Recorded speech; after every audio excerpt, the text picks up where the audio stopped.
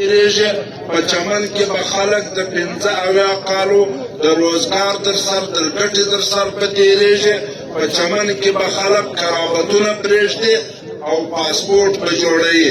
موږ به دې خلکو ته وایو چې چا دا فیصله کړې ده، که انوار الحق کاکړ دی، که سرفراز بګټی دی، که سنجراني صاحب دی، او که دغه رقم د پاکستان چیف جسټس دی فایز عیسی صاحب چې دغه څلور آئیني او مضبوطه نمایندګۍ په مرکز کې شته.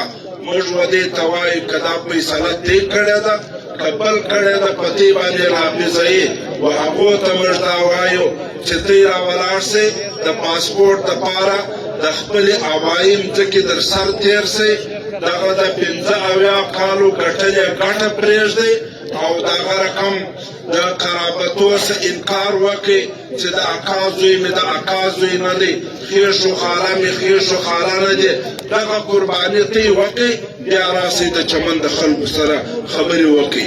ته چې هر څوک قرباني کړی در 6,000 روپۍ د پاسپورټ د فیس څخه زیات پر دې باندې بوج نه راځي.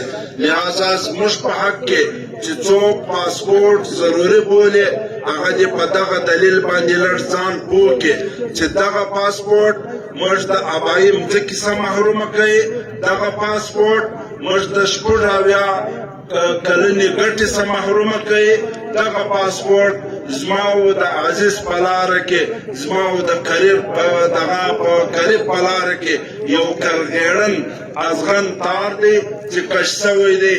د پاسپورټ په وجه موږ به دغه درې قربانۍ ته تیار نه یو. تاسو څه وایاست په دې باره کې؟ د حکومت هغه دوی به ویل ولسل یې مړه کړه دله بدي نه بلله. نن 53مه ورځ ده، په دې 53 ورځې کې 3 غټې مظاهرې سوي دي. یوه د اکتوبر د میاشتې پر 16 تاریخ باندې موږ